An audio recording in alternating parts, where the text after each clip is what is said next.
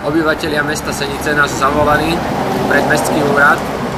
Nachádza sa tu vraj taký objekt záhadný, ktorý majú dvaja záhoráci prísť vyriešiť a objasniť. Takže pozrime sa, o čo tu ide. Žijem v Senici už dlhé roky, som aktivista ze Starej Senice a to, co sa tu deje za posledné roky, už prekračuje všetky hranice. Ja im niečo poviem na tom úrade. Poslanci tam celé dne nic nerobia, len vykvakujú, aha, aký sme dobrí, ale takéto veci sa tu neriešia. Toto! Ja na vlastné náklady to cverím, sme to tu ohraničili, lebo ľudia cez to skákali, babky na to čumeli, japonskí turisti sa tu s tým fotili, proste to tu zavadza a to tu jednoducho nemôže byť. My s tým nesúhlasíme. Že? Povedz niečo k tému. Vyprávajú, títo tu a nic nerobá. Pán inšpektor, potrebujeme pomoc. Situácia je ozaj vážna.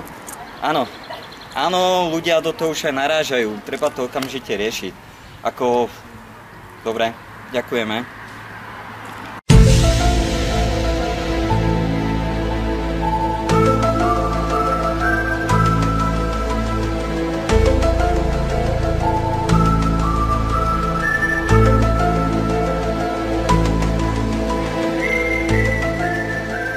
Inšpektor Guma.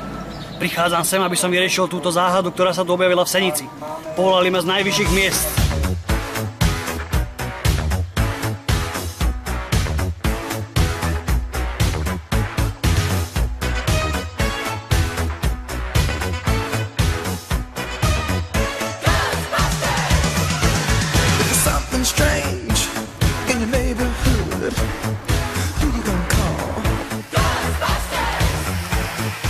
No, je tam ten zemák, poďme to.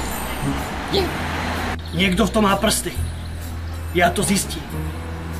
Viete mi prosím vás niekoho zavolať kompetentného, kto sa mi vyjadri k tomu, čo sa deje vonku? Počkám ho vonku.